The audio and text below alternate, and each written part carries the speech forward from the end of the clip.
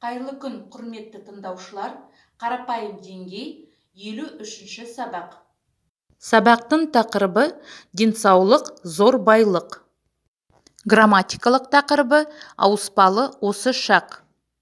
Ережемен танысыңыз. Ауыспалы осы шақ тұрақты, дағдылы және қайталанып отыратын іс-әрекетті білдіреді.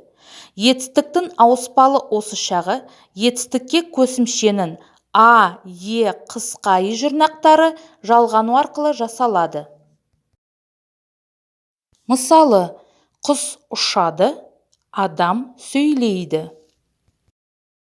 Тапсырма, тиісті форманы жалғаңыз. Мысалы, бару, ол барады, мен барамын.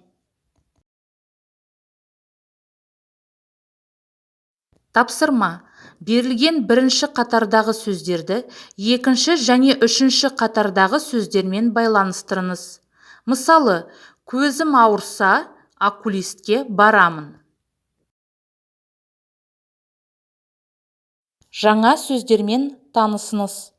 Дәріхана, дәрігер, денсаулық, тұмау, кесу, ауру, қабылдау, науқас.